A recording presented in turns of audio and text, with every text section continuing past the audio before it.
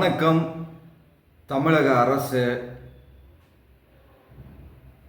திமுக ஆட்சி என்பது தமிழ்நாட்டில் தொடர்ச்சியாக குற்றங்கள் நடந்து கொண்டிருக்கிறது. இந்த குற்றங்களுக்கு ஏன் முற்றுப்புள்ளி வைக்கவில்லை?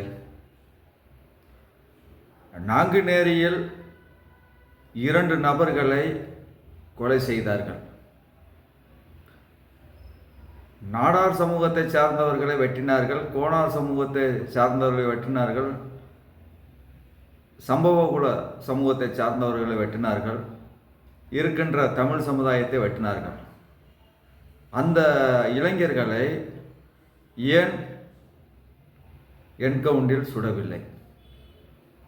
தற்போது மானாமதுரையில் ஒரு இளைஞர் அழைத்து சென்று விசாரணை என்ற பெயரில் காலை உடைத்து தற்போது உயிரிழந்து உள்ளார். அப்போ இங்கே உண்மையாக ஜாதி வெறி கொடிகட்டி பறக்கிறது. ஜாதி பார்த்துத்தான் யாரை அடித்து கொள்ள வேண்டும், யாரை பிடித்து உள்ளக்க போட வேண்டும் என்று ஊக்கப்படுத்துகின்ற திமுக அரசு. தமிழ்நாட்டை பொறுத்தளவுக்கு ஜாதி அரசியல்தான் நடக்கிறது. நீங்கள் இங்கே இருக்கிற எம்எல்ஏ, எம்பி, அமைச்சர், ஊராட்சி மன்ற தலைவர்கள் என்ன பண்ணுவாங்கன்னா அவனுடைய ஜாதி தான் பெருமையாக நினைப்பாங்க. நீங்கள் அந்த சாதியை வளர்க்குறதுக்கு மட்டும்தான் முக்கியத்துவம் கொடுப்பாங்க. மற்ற நேரம் அந்த அடிப்பட்டாலோ கொண்டுட்டாலோ இறந்துட்டாலோ அந்த இடத்துக்கு ஒரு எம்எல்ஏ, எம்பி, அமைச்சர் வரமாட்டாங்க. ஏன்னா அவங்க ஓட்டுக்கு மட்டும்தான் வருவாங்க. மற்ற நேரம்லாம் அவங்க என்ன பண்ணுவாங்கன்னா அவனுடைய சமுதாயத்துக்காரனுக்கு தண்ணியை வாங்கி கொடுக்கறது, கஞ்சா வாங்கி கொடுக்கறது, கோழி பிரியாணி வாங்கி கொடுத்து ஜாதி சண்டையை தூண்டி விடுவாங்க. ஆனால் அவன் மட்டும்தான் நல்ல பணக்காரனாக இருப்பேன், அவன் மட்டும்தான் எம்எல்ஏவாக இருப்பேன், எம்பியாக இருப்பேன், அமைச்சராக இருப்பேன். அவன் சமுதாயம் கடைசி வரைக்கும் கொலகாரனா, கொள்ளக்காரனா, ரவுடியாக, கூலிப்படையாகவே வாழ்வான். அந்த குடும்பம் சின்ன பின்னமாக சிதறிப்பார். இதுதான் அவனுடைய கட்டமைப்பு. 100 ஆண்டு காலமாக இங்கே இருக்கிற தமிழ் சமுதாயம் குறிப்பிட்ட ஆதிக்க ஜாதி வெறி பிடித்தவர்களால் தான் தொடர்ச்சியாக பாதிக்கப்படுகிறது. அவன் ஒழுக்கமாக இருந்தால் பிறர் சமுதாயம் கொஞ்சம் என்ன பண்ணுவாங்க, நம்மளை ஒருத்தர் அடிக்க வரேன்னு நம்ம திருப்பி அடிக்கிறதுனால தான் மற்ற சமுதாயத்தில் தப்பான இளைஞர்கள் வந்துடுறாங்க. நீங்கள் எந்த சமுதாயம் கெட்டவங்கன்றத அனைத்து காவல் நிலையத்தில் ஒவ்வொரு சாதி, அந்த ஜாதிக்காரன் அவன் மேலே என்னென்ன வழக்கு இருக்குது, திருட்டு வழக்கு, கொலை வழக்கு, கஞ்சா வழக்கு, அடுத்தவங்க சொத்தை போர்ஜரியாக டாக்குமெண்ட் போடுற வழக்கு, அது போக இந்த கந்து வட்டி கொடுமை, பல வழக்குகள் இருக்குது. அதை நீங்கள் ஜாதி அடிப்படையில் அனைத்து காவல் நிலையங்களில் வெள்ளை அறிக்கையாக பட்டியல் அந்த வெளியில் விடணும். அப்போது தான் எந்த சமுதாயத்தை சார்ந்தவர்கள் மீது எவ்வளவு குற்ற வழக்குகள் இருக்கிறது, எவ்வளவு திருட்டு வழக்குகள் இருக்கிறது, எவ்வளவு கட்ட பஞ்சாயத்து ரவுடிசம் கொலை வழக்குகள் இருக்கிறதுன்றதை வெளி உலகம் தெரிஞ்சுக்கிறாங்க. ஆனால் சில பேர் சொல்கிறாங்க எங்கள் ஜாதியில் மட்டும்தான் பண்ணுறோம்மா, எல்லா ஜாதியிலும் தான். எல்லா சமுதாயத்திலையுமே கெட்டவர்கள் இருக்கிறார்கள். ரவுடி இருக்கிறாங்க, திருட இருக்கிறேன், கொலைகாரர் இருக்கேன், கொள்ளக்காரர் இருக்கேன், யோக்கியன்லாம் சொல்லலை. எந்த சமுதாயத்தில் அதிகமாக இருக்கிறார்கள், தான் சமுதாயத்தில் இருக்கிறவன் நல்ல வேண்டு பேசாதீங்க. உன் சமுதாயத்தில் இருக்கிறவன் நம்மளுக்கு எதுக்குடா ஊர் ஒம்பு, நம்மளுக்கு படித்தோமா, நல்ல வேலைக்கு போகணும், அரசு வேலைக்கு போகணும், வேலை வாய்ப்பு முன்னேற்றணும், நம்ம குடும்பத்தை பார்க்கணும்னு சொல்லி அவன் ஜாதிக்காரனும் வளர்க்க மாட்டான், அவனை பார்த்தா தாய் தகப்பனை ஒழுக்கமாக சொல்லி வளர்க்க மாட்டான். நீங்கள் மற்ற குறிப்பிட்ட சமூகத்திலலாம் எப்படி சொல்லுவாங்கன்னு தெரியுமா? ஏன் நான் பிறந்த கோனார் சமுதாயத்தில் என்ன சொல்லுவாங்க தெரியுமா? யார் வம்பு தும்புக்கும் போகக்கூடாது, பள்ளிக்கூடத்துக்கு போனோமா, படித்தோமா, காலேஜுக்கு போனோமா, படித்தோமா, வேலையை பார்த்தோமான்னு, இல்லைன்னா ஆடை மேய்ச்சோமா, மாடம் மேய்ச்சோமா, நமக்கு எதுக்கு ஊர்வம்னு சொல்லித்தான் நான் பிறந்த சமுதாயத்திலே சொல்லி வளர்ப்பாங்க. ஆனால் சில அயோக்கிய பயில என்ன பண்ணுவாங்க தெரியுமா? அது வழக்கையில் என்ன பண்ணுற ஒழுக்கத்தை சொல்லி கொடுத்து வளர்க்குறதில்ல. நீ எவனை வேணாலும் அடி, வெட்டு, குத்து, அடுத்தவன் சொத்தை ஆட்டை போடு, திருடு, நீ எதை வேணாலும் செய். அது ஒரு பெருமையாக பேசுவாங்க. நாங்கள்லாம் அந்த பரம்பரை, இந்த பரம்பரைட்டு. முதல்ல ஒழுக்கத்தை கற்றுக் கொடுக்குற பரம்பரை தான் வேணும். இன்னைக்கு இப்போ நடக்கிறது ஒரு 70 வருஷமாக திராவிட ஆட்சி நடக்குது. சில பேர் இங்கே மன்னர்ன்னு சொல்லிக்கிட்டு திர்றாங்க, ஏமாற்றிக்கிட்டு திர்றாங்க. நாங்கள்லாம் மன்னர் வம்சம், நாங்கள் மண்ணாங்கட்டி வம்சம்னு சொல்லிக்கிட்டு ஏமாற்றிட்டு பொழப்பு நடத்துகிறாங்க. அது ஒரு குறிப்பு திர்றாங்க. ஊருக்கு அந்த காரை எடுத்துக்கிடுவாங்க, எல்லா கோவிலுக்கும் போவாங்க. நாங்கள்லாம் மன்னர் சமூகத்தை சார்ந்தவர்கள், மண்ணாங்கட்டி சமூகத்தை சார்ந்தவர், நாங்கள்லாம் பாண்டியர் தேறிய வரலாறு இருக்கிறவன் தேடலாம் தேவையில்லையடா. வரலாறு இருக்கிறவன் எதுக்குடா நீ தேடணும்? வரலாறு இருக்குன்னா பெருமையாக நீயே மற்ற சமுதாயம் சொல்லுவேன். ஆமாங்க, அவங்க அந்த சமூகத்தை சார்ந்தவர், அவங்களுக்கு வரலாறு இருக்குதுன்னு மற்ற ஆள் சொல்லணும். வரலாறே உனக்கு இல்லாதனால தான் நீயே என்ன பண்ணுற, தேடிக்கிட்டு தர்ற. வரலாறு என்பது தானாக வராது. நம்ம கொடுக்க முக்கியத்துவம் கொடுத்தாத்தான் மற்ற சமுதாயம் நம்மளை நல்லவங்கன்னு சொல்லணும். ஐயா, அந்த சமுதாயத்துக்காரங்க நல்லவங்க, ஒழுக்க வழக்கமாக இருப்பாங்க.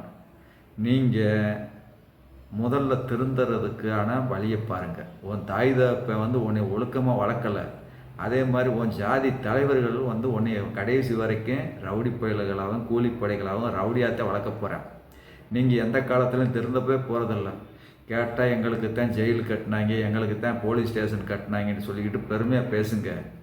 அதனால் ஒரு மயிரும் இருக்காது. கடைசி வரைக்கும் கோர்ட்டு கேஸு அதுதான் வழக்கு தான் இருக்குது. அப்புறம் கடைசியில் வீட்டில் இருக்கிற சட்டி முட்டி பாத்திரம் பண்டத்தை கொண்டு போய் விற்று நீங்கள் வாய்தாவுக்கு போகணும். வாய்தாவுக்கு போனால் கூட உனக்கு ஒரு டீ வாங்கி கொடுக்க உன் ஜாதிக்கார வரமாட்டேன், உனக்கு ஒரு சாப்பாடு வாங்கி கொடுக்க உன் ஜாதிக்கார வரமாட்டேன். உன்னை உசுப்பேற்றி விட்டு அவன் வாட்ஸ்அப் ஃபேஸ்புக்கில் போட்டு விட்டு அவன் வீட்டில் படுத்துக்கிறான். ஆனால் உண்மைதான், இந்த காலத்தில் ஒழுக்கம், நேர்மையாக இருங்க, ஒழுக்கமாக வாழுங்கள்.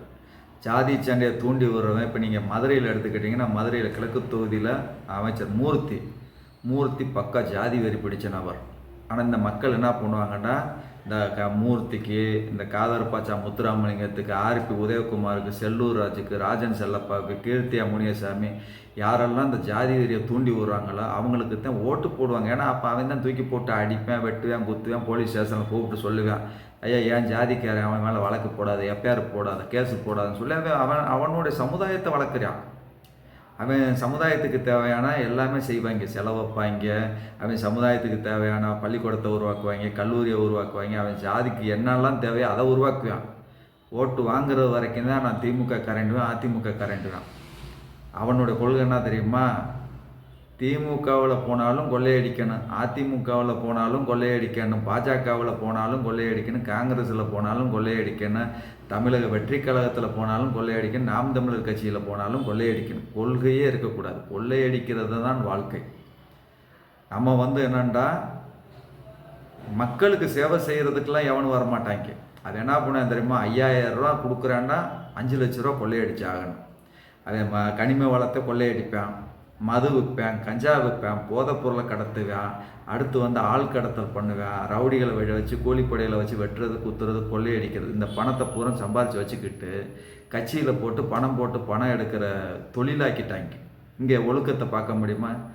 சட்டம் ஒழுங்கு அவ்வளவு கேவலமாக இருக்குது. வருகின்ற 2026 சட்டமன்ற தேர்தலில் அமைச்சர் மூர்த்தியை 100% தோற்கடிக்கணும். திமுகவுக்கு 1% கூட வாக்களிக்காதீங்க. ஏன்னா அவ்வளவு ஜாதி வெறி பிடிச்ச கட்சி. மதுரையில் பல ஆண்டு காலமாக அழகுமுத்துக்கோன் சிலைக்கு மாலை போடுறதுக்கு அவன் மரியாதை செலுத்தினதில்லை. அதுபோல் சிலை வச்சு தரேன்னு சொல்லி ஏமாத்துறது தான் வேலை. இங்கே இருக்கிற மக்கள் புரிஞ்சுக்கங்க, ஆதிக்க ஜாதி வெறி பிடிச்சவன் உன்னை எவன் தூக்கி போட்டு வெட்டுறானா குத்துறானா அவனுக்கு நீ ஓட்டு போடுறது வரைக்கும் நீ இந்த தமிழ்நாட்டில் நிம்மதியாக வாழ முடியாது. அவர்களை நீ புறக்கணித்தா மட்டும்தான் உனக்கான கல்வி, வேலைவாய்ப்பு, அரசியல் பங்கீடு, இடஒதுக்கீடு எல்லாம் சமமாக கிடைக்கும். அதுபோக அனைத்து சமுதாயத்தில் இருக்கிற இளைஞர்கள் முதல்ல ஆயுதம் எடுத்து பழகாதீங்க. இந்த கஞ்சா போதைக்கு அடிமையாகாதீங்க, மது போதைக்கு அடிமையாகாதீங்க. உன்னுடைய தாய் தந்தைகளுக்கு நல்ல பிள்ளைகளாகவும் ஒழுக்கத்தை இது பண்ணுங்கள். சில உங்களை தவறான வழிக்கு கொண்டு போகிறதே என்னென்னா அரசியல்வாதிகள் தான். அதெல்லாம் தூக்கி எறிஞ்சிட்டு குடும்பம், அது போக உங்களால் முடிஞ்சதை மக்களுக்கு சேவை செய்யுங்க. ரவுடிசம் என்பது நிரந்தரம் அல்ல, அது என்றைக்குமே ஆபத்தானது. நீ வாழ்நாள் முழுவதும் பயந்தான் வாழணும். இதை முதலில் உடைப்போம், தமிழ் தேசியத்தை வளர்ப்போம். தமிழ்நாட்டில் தமிழர்கள் தான் அரசியல் அதிகாரத்தை வென்றெடுக்க வேண்டும். இந்த ஆதிக்க ஜாதி வெறி பிடித்த கூட்டத்தை புறக்கணித்தால் மட்டும்தான் தமிழ்நாட்டில் தமிழ் தேசியம் வளர்ந்தே தீரும் எவனாலும் தடுக்க முடியாது. எந்த நாட்டில் இருந்து இங்கே பஞ்சம் பிழைக்க வந்தவன் அமைச்சராக இருக்கலாம், எம்எல்ஏவாக இருக்கலாம், எம்பியாக இருக்கலாம், முதலமைச்சராக கூட இருக்கலாம். ஆனால் ரொம்ப நாள் இருக்க முடியாது. வருகின்ற 2026 சட்டமன்ற தேர்தல் அரசியல் மாற்றம் வரும், அரசியல் அதிகாரம் தமிழர்கள் கையில் வரும் என்பதை தெரிவித்து கொண்டு இளைஞர்கள் விழிப்புணர்வோடு இருங்கள். ஆதிக்கத்தை ஒழிப்போம், சரித்திரம் படைப்போம், தமிழ் தேசியத்தை வளர்ப்போம்.